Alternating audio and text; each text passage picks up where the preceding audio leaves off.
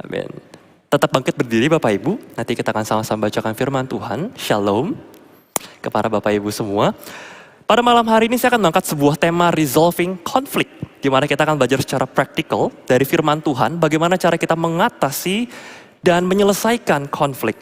Tapi sebelum itu, mari kita sama-sama membaca firman Tuhan yang terambil dari Kisah Para Rasul, pasal yang ke-15, ayat ke-35, sampai pasal yang ke-16, ayat yang ketiga. Saya akan bacakan. Demikian firman Tuhan.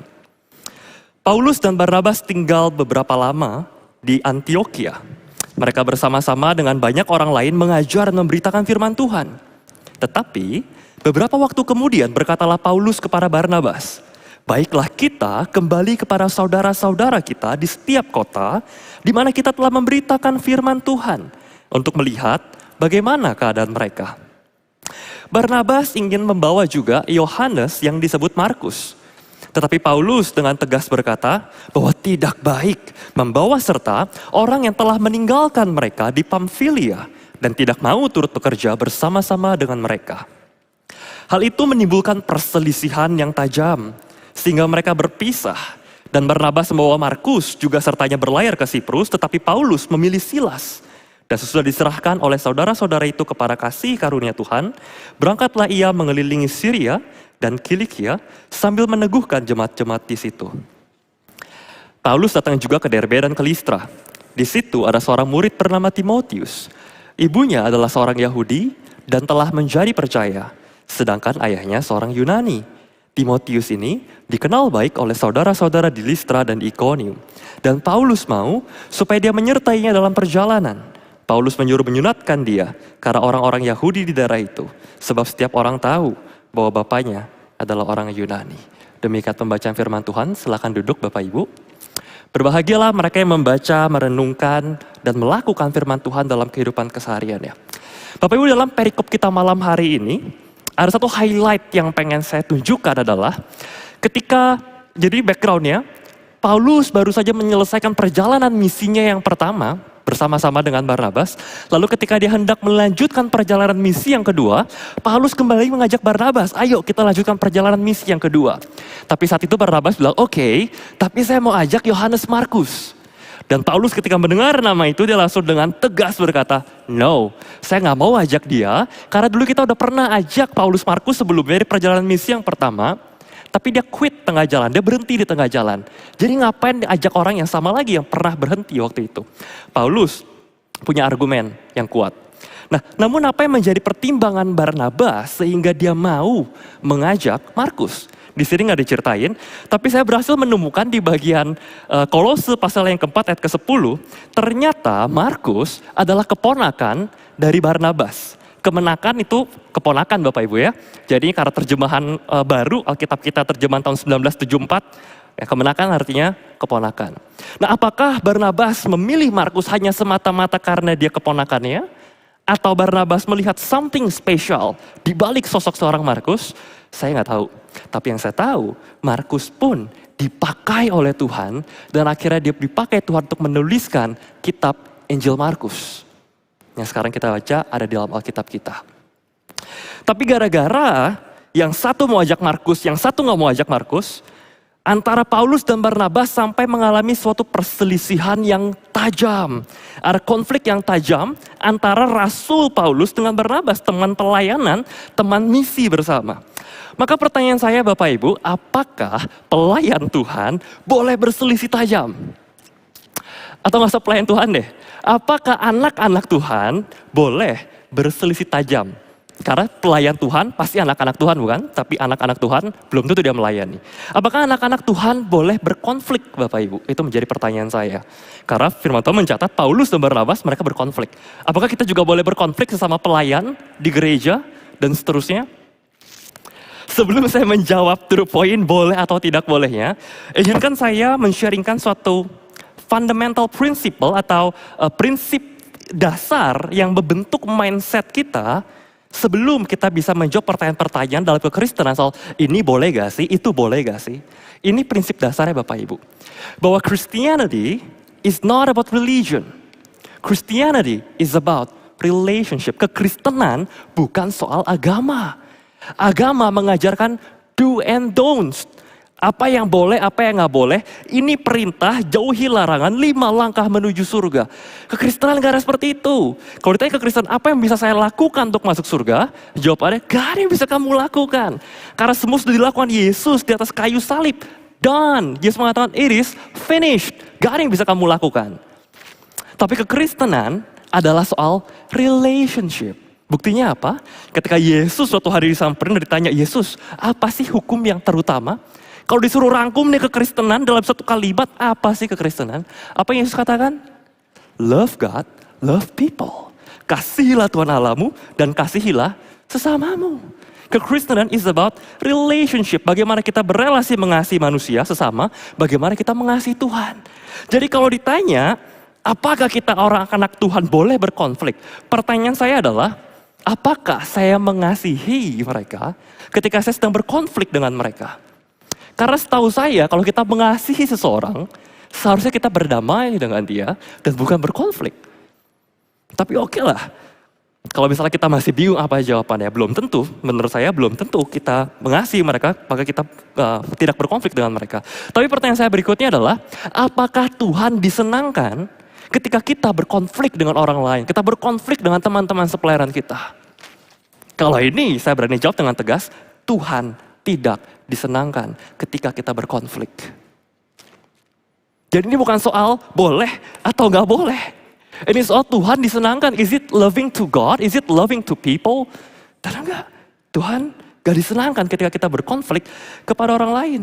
1 Yohanes 4 ayat 20 firman Tuhan berkata, jikalau seseorang berkata, aku mengasihi Allah, tapi dia membenci saudaranya, maka ia adalah pendusta. Omong kosong kamu bilang kamu mengasihi Tuhan.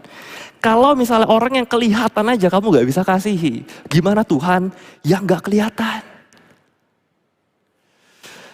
Matius 5 ayat 9 firman Tuhan berkata, berbahagialah orang yang membawa damai. Karena mereka akan disebut anak-anak Allah. Jadi saudara mengklaim bahwa engkau adalah anak-anak Allah, apa buktinya? Kita membawa damai, bukan membawa konflik, bukan ngajak ribut, bukan jadi biang kerok. Kita sebagai anak-anak Allah, buktinya adalah kita sebagai pembawa damai. Matius 5 ayat 23 sampai 24. Sebab itu, jika engkau mempersembahkan persembahanmu di atas mezbah, lalu engkau teringat akan sesuatu yang ada dalam hati saudaramu terhadap engkau, something against you, tinggalin persembahanmu depan mezbah, pergi berdamai dulu sama saudaramu, baru balik lagi. Nah jadi Bapak Ibu nanti kalau kita udah balik ke ibadah konvensional gitu ya, lagi sesi persembahan, tiba-tiba ada yang kabur keluar dari ruangan, nah kita tahu nih, berarti dia lagi keluar mau berdamai sama orang yang diajak ribut sama dia. Tapi sebelum kamu keluar, dibilang tinggalin dulu persembahannya. Jadi persembahan dulu, baru kamu keluar gitu ya. But anyway, dari sini saya bisa melihat kesimpulan Bapak Ibu. Bahwa sebelum Paulus dan Barnabas melanjutkan pelayanan misi mereka secara terpisah, meskipun mereka sempat berselisih tajam, tapi mereka sudah berdamai sebelum melanjutkan pelayanan mereka.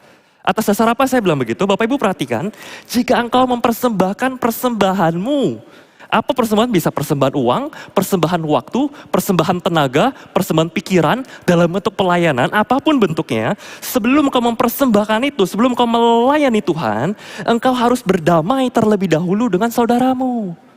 Jadi sebelum Paulus dan Barnabas melanjutkan pelayanan misi mereka, mereka sudah berdamai terlebih dahulu. Gak ada dendam, gak ada yang dipendam, mereka udah oke damai, tapi sekarang kita punya jalan masing-masing, silakan. Jadi jangan pakai ayat barusan yang kita baca hari ini, perikop kita, sebagai sebuah excuse, sebagai alasan, oh gak apa-apa kok konflik di gereja, yang sekali berPaulus aja bisa konflik sama Barnabas. No, that's not an excuse, itu bukan alasan. Karena meskipun mereka berkonflik, sebelum mereka pelayanan, sebelum mereka melanjutkan melayani, mereka beresin dulu konfliknya, mereka berdamai terlebih dahulu, baru mereka melanjutkan pelayanan mereka. Maka Bapak Ibu, yang saya pengen ajak kita renungkan malam ini adalah bagaimana kita bisa menjadi seorang peacemaker, menjadi seorang pembawa damai dengan cara belajar resolving konflik. Kita belajar untuk mengatasi dan menyelesaikan konflik. Dan untuk belajar mengatasi konflik, setidaknya ada 2 bagian yang pengen saya ajak renungkan. Yang pertama kita akan belajar bagaimana mencegah terjadinya konflik. supaya jangan terjadi konflik, untuk kita mencegah, kita harus tahu apa yang memicu konflik supaya bisa kita cegah. Dan kedua, kita belajar kalau udah terlanjur kecemplung nih, sudah terlanjur basah, sudah terlanjur dalam konflik, bagaimana cara saya bisa menyelesaikan konflik tersebut. Ada 3 pemicu konflik. Yang pertama, kalau kita mau memicu konflik, kita bisa mulai dengan memancing kemarahan. Jadi Bapak Ibu, buat kita yang suka memancing kemarahan, itu adalah pemicu konflik, dan ada 3 senjata, tanda kutip gitu ya, yang biasa digunakan seseorang untuk memancing kemarahan orang lain. Apa itu? Compare, condemn, contradict. Ketika kita mulai compare, kita mulai membanding-bandingkan orang lain dengan orang lain, entah yang lebih tinggi atau yang lebih rendah, yang lebih baik atau lebih buruk, nah itu kita sedang mulai memancing-mancing amarah orang tersebut. Kita membandingkan, kamu gimana sih? Lihat tuh anaknya si ini, lihat tuh anaknya situ, dia bisa ini, bisa itu. Kamu mau jadi apa, dan seterusnya.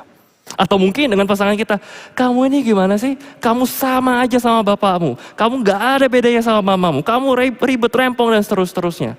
Bapak Ibu, ketika kita mengeluarkan kalimat-kalimat yang membandingkan seperti itu, baik, kita sedang memicu kemarahan hatinya. Ingat Bapak Ibu, jangan menilai kemampuan seekor ikan dari cara dia memanjat pohon. Setiap orang unik. Kita nggak bisa bandingin semua satu sama lain. Bahkan kembar identik pun itu pasti ada perbedaannya. Ada keunikannya.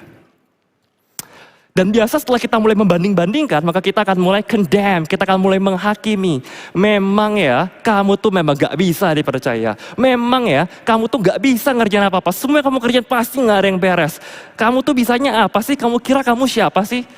Bapak Ibu tahu gak? Ketika kita sedang menghakimi orang lain seperti itu, sebenarnya kita sedang memangkas harga diri dia seiris demi seiris. Firman Tuhan berkata demikian. Dalam Amsal 12 ayat 18. Ada orang yang lancang mulutnya seperti tikaman pedang. Tetapi lidah orang bijak mendatangkan kesembuhan. Kita sering mendengar bahwa lidah itu lebih tajam daripada pedang. Kita menyakiti seseorang bukan cuma dengan kekerasan fisik. Ada yang namanya kekerasan verbal. Bahkan kekerasan verbal itu bisa mengakibatkan luka batin. Dan luka batin itu lebih sulit untuk disembuhkan daripada luka fisik. Kenapa? Karena gak kelihatan. Gak bisa di x-ray, gak bisa di ronsen. Kita gak bisa lihat luka batin. Hati-hati dengan mulut kita Bapak Ibu. Sebaliknya firman Tuhan bilang, jadilah orang bijak. Apa yang dilakukan orang bijak? Mereka mendatangkan kesembuhan. Mendatangkan pemulihan bagi hati yang terluka. Bagi luka-luka batin. Jadilah orang-orang seperti itu, pembawa damai. Bukan yang mengkondem, bukan yang mengcompare dan menyakiti perasaan orang lain. Dan yang ketiga, senjata yang biasa digunakan untuk memancing kemarahan seorang adalah contradict. Kita membantah. Orang belum selesai ngomong, kita udah potong. Orang belum selesai ngomong kalimatnya, kita udah lengkapin duluan kalimatnya. Jangan Bapak Ibu. Firman Tuhan dalam Amsal 18 ayat 13 berkata demikian. Jikalau seseorang memberi jawab sebelum mendengar, itu menunjukkan dia orang yang cerdas. Begitu? Bukan. Jangan pikir ketika orang bisa ngomong kita udah potong, kita udah nyelesain kalimat. Oh, saya pintar kan, saya tahu kamu ngomong apa. Enggak Bapak Ibu. Amsal mengatakan itulah kebodohan dan kecelaanmu. Jangan mencela, jangan memotong, jangan membantah orang yang belum selesai ngomong. Karena ketika seseorang berbicara, dia bukan hanya sekedar menyampaikan informasi, tapi dia sedang mengkomunikasikan perasaan. Biarkan mereka berbicara sampai selesai. Kalau engkau tidak mau memicu konflik, kalau engkau tidak mau memancing kemarahannya. Amsal 20 ayat 3 firman Tuhan berkata demikian. Terhormatlah seseorang jika ia menjauhi perbantahan. Orang yang terhormat itu yang menjauhi perdebatan. Jangan merasa diri Anda hebat ketika Anda, saya jago debat. Saya kalau debat sama orang pasti kalah deh, pasti saya menang kalau debat. Jangan bangga Bapak Ibu. Kenapa? Karena orang yang terhormat bukan yang berhasil menangin debat sama orang lain. Tapi orang yang terhormat adalah yang berhasil menjauhi perdebatan yang tidak perlu. Kita gak pernah bisa memenangkan orang lain dengan berdebat. Kita memenangkan orang lain dengan kasih. Tetapi setiap orang bodoh membiarkan amarahnya meledak. Lihat sosial media yang komen juga gak tahu siapa, dia sensitif, dia meledak. Buat apa Bapak Ibu? Nah itu 3 senjata yang memancing kemarahan. Kalau Bapak Ibu gak mau memicu konflik, jangan coba-coba menggunakan 3 senjata ini. Jauhi Bapak Ibu. Oke, sebaliknya, be gentle. Milikilah gentleness, kelemah lembutan. Tahu, ingat gak Bapak Ibu? Bahwa kelemah lembutan itu merupakan salah satu dari buah roh. Jadi jangan mancing kemarahan orang, tapi selalulah bersikap lemah lembut. Pemicu konflik yang kedua adalah mengacuhkan perasaan. Bapak Ibu, mari kita belajar untuk melihat di balik perkataan. Jadi ketika kita bicara sama orang, jangan cuma perhatiin kata-katanya, tapi lihat perasaan di balik kata-kata tersebut. Misal pasangan kita mengatakan, kamu gak pernah peduli sama aku. Terus kita langsung lihat kata-katanya, gak pernah, kata siapa saya gak pernah. Kita debatin kata-katanya. Kemarin saya baru melakukan ini untuk kamu. Kemarin lagi saya berbuat ini untuk kamu. Kata siapa saya gak pernah peduli sama kamu. Nah, jangan debatin kata-katanya. Lihat perasaan di balik perkataan itu. Tanya, kenapa? Apa yang membuat kamu merasa seperti itu? Kalau sekarang kita punya kerabat, tiba-tiba dia bilang, atau pasangan kita mengatakan, saya jelek ya, atau saya bego ya. Jangan langsung bilang, enggak kamu gak jelek, enggak kamu gak bego. Gila membantu banget gitu Bapak Ibu ya. Enggak, itu sama sekali gak membantu. Tanyain, kenapa? Buat aku kamu terlihat sempurna, gak ada jelek-jelek ya, kenapa kamu berpikir seperti itu? Hey, you're the most smart, engkau pintar sekali, engkau cerdas. Apa yang buat engkau merasa bodoh? Tanya, biarkan mereka mencurahkan perasaannya, mengkomunikasikan perasaannya. Sekarang kalau misalnya ada orang yang tiba-tiba bilang, aduh di sini dingin ya. Terus kita berasa panas, kita bilang, enggak di sini enggak dingin. Ya enggak kan Bapak Ibu, kita bisa merasakan dingin, dan orang lain bisa merasakan dingin, kita merasakan panas di situasi yang sama. Karena perasaan itu perasaan, bukan fakta. Nggak usah didebatin perasaannya, tapi kita dengarkan apa yang menjadi isi perasaannya. Apalagi kalau ada orang yang marah. Biasa kalau orang marah, ngomong itu udah gak dikontrol. Udah asal keluar. Jangan dimasukin hati. Jangan cuma dengerin kata-katanya. Nangkep perasaannya. Oh oke, dia lagi marah. Orang lagi marah biasa ngomong, nanti juga nyesel sama apa yang diomongin. Ngapain saya masukin hati? Biarin lalu aja. Kenapa? Karena seringkali Bapak Ibu, hurt people. Justru orang yang kata-katanya kasar, orang yang kata-katanya pedas, tajam, yang nyakitin orang lain, itu adalah orang-orang yang sebenarnya dalam dirinya tersakiti. Ada satu kepahitan di dalam dirinya. Justru ini orang-orang yang butuh belas kasihan kita. Bukan kita terpancing lalu kita ajak ribut sekalian, kita konflik sekalian. Jangan. Kita pembawa damai. Amsal 14:10 mengatakan, hati mengenal kepedihannya sendiri. Yang orang lain gak tahu. Orang lain gak tahu betapa pedihnya isi hati kita atau betapa senangnya hati kita. Jadi kita belajar, jangan langsung menghakimi orang lain hanya dari kata-katanya. Dia berucap kata-kata, kita langsung ambil lalu kita serang balik. No. Lihat di balik kata-katanya. Belajar untuk melihat perasaannya. Mari kita belajar be understanding. Jadilah orang-orang yang pengertian. Nah ini terutama untuk bapak-bapak. Kalau misalnya istrimu atau pasanganmu berbicara sesuatu, jangan langsung dianggap kalimatnya. Karena perempuan mereka punya cadangan peribahasa jauh lebih banyak daripada laki-laki. Semua bisa ditambahin dalam kalimatnya. Nangkep aja intinya, nangkepin perasaannya, berusaha ngerti. Gak usah kata per kata kamu serap, lalu kamu cerah satu-satu, lalu kamu debatin satu-satu. Jangan, belajar understanding. Firman Tuhan Filipi 2 ayat 4-5 berkata demikian. Janganlah tiap-tiap orang hanya memperhatikan kepentingan sendiri, tapi kepentingan orang lain juga. Bagaimana cara kita memperhatikan kepentingan orang lain? Taruhlah pikiranmu dan perasaanmu pada apa yang dipikirkan dan dirasakan oleh orang lain. Kenapa? Yesus juga melakukan hal yang sama. Bapak Ibu pernah mikir gak? Kenapa Yesus Allah yang maha kuasa mau repot-repot turun ke dunia, hidup penderita, mati disalib, disiksa, dihina, direndahkan, diinjak-injak, difitnah, dipermalukan. Loh dia Allah yang maha kuasa kok. Allah bisa gak? Diampunilah dosa manusia, langsung diampuni. Bisa, dia maha kuasa. Kenapa dia mau repot turun ke bumi? Kenapa? Supaya ketika Yesus ngalamin penderitaan, dia disakiti, dia difitnah, dia dihina, dia dipermalukan. Dia ngerti apa yang kita rasakan. Sehingga setiap kali kita yang disakiti, kita yang difitnah, kita yang dihina, kita yang dipermalukan, kita yang direndahkan, kita bisa datang pada Yesus. Yesus ngerti, dia bukan cuma Allah yang di atas ngongkang kaki santai, enggak. Dia ngerti semua yang kita rasakan. Kalau Yesus aja mau ngertiin perasaan kita, kenapa kita nggak mau ngertiin perasaan orang lain? Kenapa kita cuma ambil kalimat, ambil kata-kata dan kita serang balik, kita debat balik? Jangan Bapak Ibu. Dan memicu konflik yang ketiga adalah membesar-besarkan kesalahan. Baik dari hal yang sepele bisa kita besar-besarkan. Penelitian bilang salah satu hal sepele yang sering besar-besarkan adalah pasangan yang baru menikah, masalah odol pasta gigi. Cuman yang satu mencetnya dari ujung, satu mencetnya asal-asalan, ribut. Pas sederhana, ya udah beli aja 2 pasta gigi, satu orang satu. Silakan pakai beda-beda masing-masing. Beres. Yang juga membesar-besarkan masalah, suka mengungkit-ungkit masalah. Nah kalau tadi buat bapak-bapak, ini buat ibu-ibu. Ya ibu-ibu entah mengapa punya cadangan memori yang sangat luar biasa. Semua kesalahan pasangannya di masa lalu bisa selalu diingat sampai sedetail-detail ya. Dan bisa dimuntahkan dalam waktu sekaligus, padahal yang lagi dimasalahkan gak ada hubungannya. Itu luar biasa aja, itu bakatnya. Tapi jangan ibu-ibu. Ya, tidak baik kita mengungkit-ungkit masa lalu ketika kita sedang ada masalah, fokus di masalahnya. We're on the same team, kita para tim yang sama, kita mau serang masalahnya biar beres, bukan serang orangnya.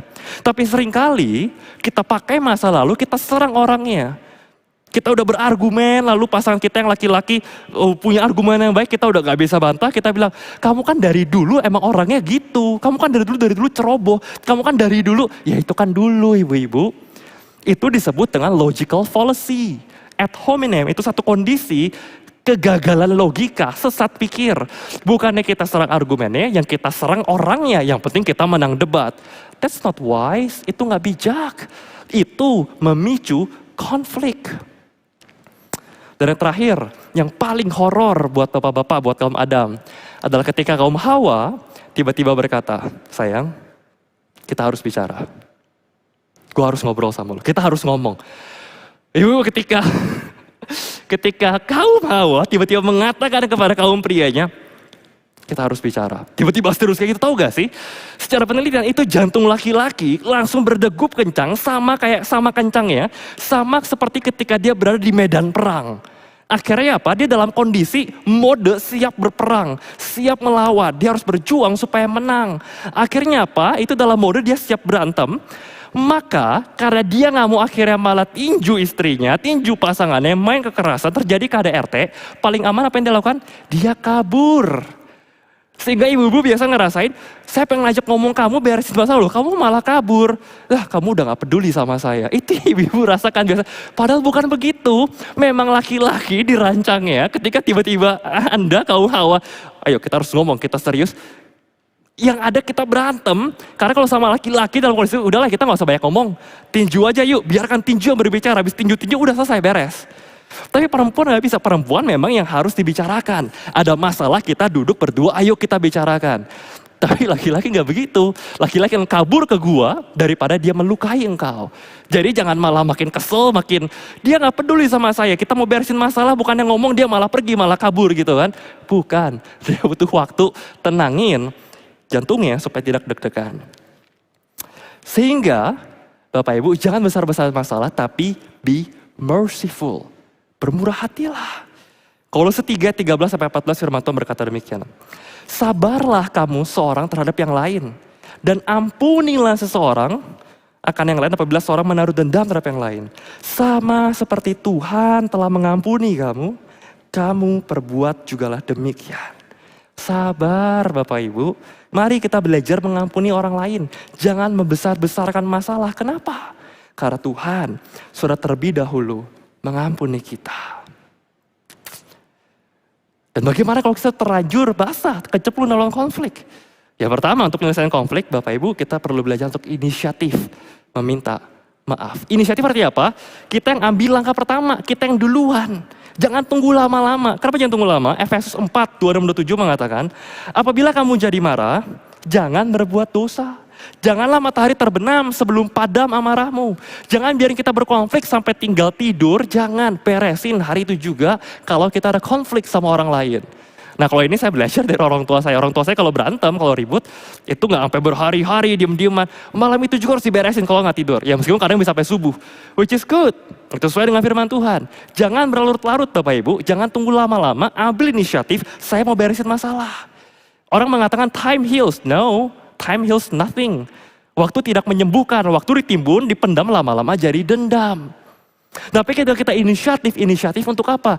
Minta maaf. Bukan untuk ngajak ribut lagi inisiatifnya. Ingat, kita semua punya namanya blind spot. Kita punya namanya titik buta yang gak bisa kita lihat. Setiap kita pasti punya blind spot, kelemahan atau kesalahan yang kita tuh gak sadar. Harus orang lain yang lihat, kita baru sadar.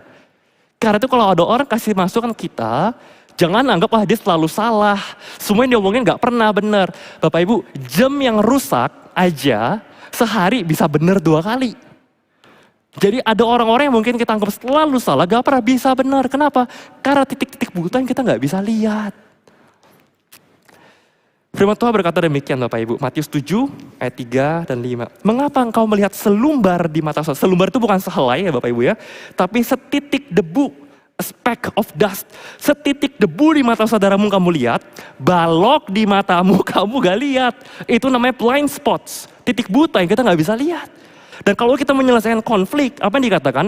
Keluarin dulu itu balok, akui dulu, cari tahu dulu titik butamu, cari tahu dulu kesalahanmu yang kamu gak sadar, kamu sadari dulu, baru kamu keluarin setitik debu dari mata orang lain. Ingat, kita punya blind spot. Yang kedua, cara kita menyelesaikan konflik adalah kita mengkomunikasikannya dengan kasih. Nah Bapak Ibu gini, ini buat Bapak Ibu dan juga buat Bapak Ibu yang ada di ruangan ini, saya punya satu pertanyaan, tes pengetahuan umum. Saya yakin Bapak Ibu pintar-pintar semua. Saya tuh banyak pertanyaan, coba Bapak Ibu jawab. Bapak Ibu kalau di sebelahnya ada kiri kanan ada orang, tanyain ke sebelah Bapak Ibu, jawaban dia apa, apakah sama dengan jawaban Bapak Ibu atau enggak gitu ya. Pertanyaannya begini, perhatiin baik-baik Bapak Ibu. Mana yang lebih makan listrik? Oke? Mana yang lebih makan listrik? Lampu yang nyala terus atau lampu yang hidup nyala? Mana yang lebih makan listrik? Coba tanya ke sebelahnya, kiri kanannya, jawabannya apa? Yo, yang nyala terus atau yang hidup nyala? Hidup nyala? Oke, pertanyaan gini Bapak Ibu. Apa bedanya hidup sama nyala? Kalau mati nyala, nah iya makan listrik. Ini hidup sama nyala, sama-sama hidup, sama-sama nyala. Udah gudang? Udah nyambung? Apa beda hidup nyala? Tadi saya bilang apa beda nyala terus atau hidup nyala? Tapi kenapa ketika saya bilang hidup nyala, yang Bapak Ibu nangkep itu mati nyala? Karena tangan saya begini. Saya bilang hidup nyala, ini mati nyala. Bapak Ibu, ketika kita komunikasi, itu cuma 20% yang kita komunikasi dari kata-kata kita. Tapi 80% itu dari bagaimana cara kita mengkomunikasikannya. Jadi how you communicate lebih penting daripada what you communicate. Belajar mengkomunikasikan dengan kasih. Loh Pak, tapi kalau saya mau menyampaikan kebenaran gimana? Kebenaran kadang keras. Saya punya satu analogi gini Bapak Ibu.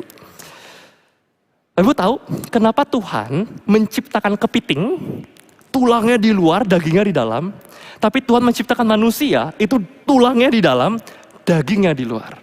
Bapak Ibu kalau senggol, saudara sebelahnya gitu ya, daging ketemu daging, sakit gak? Gak sakit, daging kita lembut. Tapi kalau Bapak Ibu dicapit kepiting, sakit gak? Sakit. Nah kenapa manusia diciptakan Tuhan dengan tulang yang keras di dalam, tapi dengan daging yang lembut di luar?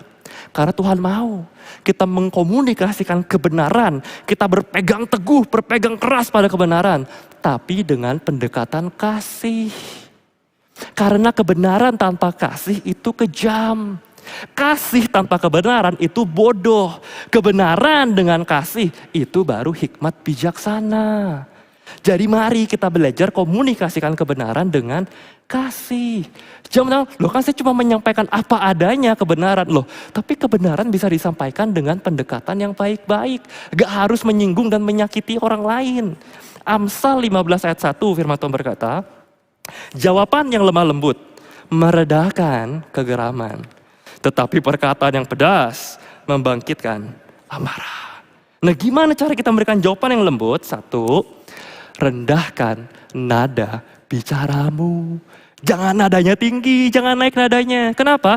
Karena kalau kita mulai nadanya tinggi, lawan bicara kita juga akan ikut tinggi nadanya. Kenapa saya bilang gitu? Itu ada penelitiannya. Jadi dalam ilmu neuroscience, ada satu mekanisme dalam otak kita yang disebut dengan mirror neuron. Artinya apa? Kita biasanya merasakan, mencerminkan apa yang kita saksikan. Contoh, Kita lagi di bioskop, lihat adegan yang sedih gitu ya, kita ikutan sedih. Kita lagi nonton, lihat adegan yang wah bunuh-bunuhan, balas dendam, kita ikutan geram. Lagi lihat adegan romantis, kita ikutan tersipu. Sama, kita lagi ngomong sama orang, kita lihat orang tersebut nadanya meninggi, otak kita langsung mekanismenya ikut memiraring. Kita akan ikut nadanya meninggi. Tapi kalau kita berusaha untuk lower your voice, kita rendahkan nada bicara kita, adem. Orang juga gak ikut tinggi-tinggian nada sama kita. Dan bukan cuma rendahin nada, perlambat bicaramu. Jangan cepat-cepat ngomong dan jangan ngomong cepat-cepat. Perlambat bicaramu, atur tempomu. Yakobus 1:19 firman Tuhan berkata, "Hai saudaraku yang kukasihi, ingatlah hal ini. Setiap orang hendaklah cepat mendengar, lambat berkata-kata, lambat marah. Jangan dibalik. Lambat mendengar, cepat berkata-kata, cepat marah. Konflik sudah." Oke. Terakhir Bapak Ibu, bagaimana kita menyelesaikan konflik? Satu, kita berinisiatif, kita minta maaf, kita sadari blind spot kita apa. Kita komunikasikan dengan kasih, dengan lembut. Dan yang terakhir, dewasalah Bapak Ibu. Be mature. Apa itu dewasa? Jangan mudah tersinggung dan jangan suka menyinggung. Difilter dulu, mana kata-kata yang masuk kuping kiri kita keluarin kuping kanan, mana yang masuk kuping kita turunin ke hati. Jangan semua kata-kata dimasukin ke hati. Difilter, jangan gampang tersinggung. Dan jangan suka menyinggung, difilter juga mulut kita sebelum kita berbicara. Dan sering kali Bapak Ibu, alasan orang terjadi konflik, bahkan sampai perceraian di Amerika, hasil riset menunjukkan penyebab perceraian tertinggi adalah karena alasan incompatibility, karena kita nggak cocok. Kenapa kamu konflik? Kenapa kamu bercerai? Ya soalnya kita udah nggak cocok. Bapak Ibu, semua orang diciptakan berbeda. Gak akan ada yang cocok 100%, gak akan ada. Tapi kita bisa memilih siapa yang mau kita kasihi. Kita bisa memilih, kita mau cocoknya sama siapa. Jadi sebenarnya bukan masalah cocok gak cocok. Ini masalah ketidakdewasaan. Immaturity, saya gak mau ngalah, saya maunya menang. Pokoknya saya maunya yang saya mau dengan cara yang saya mau. Dan terjadi sekarang juga. Dia mau yang dia mau dengan cara yang dia mau sekarang juga. Ketemu, konflik sudah. Mari kita belajar untuk dewasa, jangan kekanak-kanakan. Yakobus 4:1. Dari manakah datangnya sengketa dan pertengkaran di antara kamu? Bukankah datangnya dari hawa nafsumu, dari ambisimu, dari keegoisanmu yang maunya menang sendiri. Amsal 13:10. Keangkuhan hanya menimbulkan pertengkaran, tapi mereka mendengar nasihat mempunyai hikmat. Keangkuhan, arogansi, ego, itu dua inti konflik. Penyebab konflik terbesar yang menghancurkan pelayanan gereja, keluarga, apapun. Dua, hawa nafsu dan keangkuhan. Ambisi dan ego. Egois dan arogan. Kena. Tapi mari kita jadi orang-orang yang membawa damai. Jadi orang-orang yang dewasa. Yang bukan kekanak-kanakan. Yang bukan maunya menang sendiri. Kenapa? Terakhir firman Tuhan berkata demikian dari 2 Korintus 5:18-20 firman penutup. Dan semuanya ini dari Allah. Yang dengan perantaran Kristus telah mendamaikan kita dengan dirinya. Dan yang telah mempercayakan pelayanan pendamaian itu kepada kami. Kita itu diberikan pelayanan pendamaian. Sebagai anak-anak Allah, kita adalah pembawa damai. Sebab Allah mendamaikan dunia dengan dirinya oleh Kristus. Dengan tidak memperhitungkan pelanggaran mereka. Ia telah mempercayakan berita pendamaian itu kepada kami. Jadi kami adalah utusan-utusan Kristus. Dalam nama Kristus kami meminta kepadamu, berilah dirimu didamaikan dengan Allah. Masalah terbesar banyak orang yang gak bisa dewasa, gak bisa menghilangkan ego dan arogansi dalam dirinya, dan keegoisan dalam dirinya. Karena mereka belum benar-benar berdamai dengan Allah. Bapak Ibu, apakah kita sudah sungguh-sungguh berdamai dengan Allah? Apakah kita berpikir kita udah percaya Yesus cukup, tapi kita masih terus hidup dalam kekhawatiran, hidup dalam konflik. Tidak ada kedamaian dalam diri kita. Karena diri kita masih dikuasai oleh keinginan kita, bukan kehendak Tuhan. Ambisi kita, bukan kasih dari Tuhan. Mari kita tundukkan kepala Bapak Ibu. Mari kita akui di hadapan Tuhan, jika ada kekhawatiran, jika ada konflik, jika ada masalah, jika kita sudah lama sekali merindukan ada damai yang mengalir dalam hati kita, dalam hidup kita, dalam keluarga kita, dalam tempat kerja kita, di pelayanan kita, tapi kita kehilangan damai tersebut. Datanglah kepada Yesus. Berdamailah dengan Tuhan. Yesus mati di atas kayu salib untuk mendamaikan engkau dengan Allah. Yesus ngerti semua yang kau rasakan. Datang kepada Dia. Bapa di dalam surga, pada malam hari ini, hamba berdoa untuk anak-anak-Mu yang selama ini kehilangan damai di dalam hidupnya. Yang hidupnya sudah lelah, terus-menerus berkonflik dengan masalah yang tiada habis-habisnya. Tuhan, mereka butuh belas kasih-Mu. Mungkin mereka dalam hati yang terdalam belum sungguh-sungguh berdamai dengan Engkau. Tapi mereka rindu untuk bisa menikmati kasih karunia Tuhan. Damai sejahtera Tuhan yang melampaui segala akal boleh mengalir dalam hidupnya. Hamba berdoa Tuhan, malam hari ini Engkau yang menilik setiap hati kami. Engkau yang kembali alirkan damai sejahtera dalam hidup kami. Dan jadikan kami sebagai pembawa-pembawa damai. Sehingga kemanapun kami pergi, orang bisa menikmati damai sejahtera yang melalui keberadaan kami. Dan mereka boleh rindu untuk mengenal siapa Kristus kami. Pakai kami Tuhan sebagai anak-anak-Mu. Ajar kami untuk hidup sebagai pembawa-pembawa damai-Mu. Ajar kami untuk menghindari, mencegah konflik, dan belajar untuk menyelesaikan konflik. Ajar kami berinisiatif, berbesar hati meminta maaf. Ajar kami mengkomunikasikan segala itu dengan kasih. Dan ajar kami untuk menjadi pribadi-pribadi yang dewasa, yang semakin menyerupai Kristus, yang menjadi terang dan garam dimanapun dan kapanpun kami berada. Di dalam nama Tuhan Yesus kami berdoa. Amin.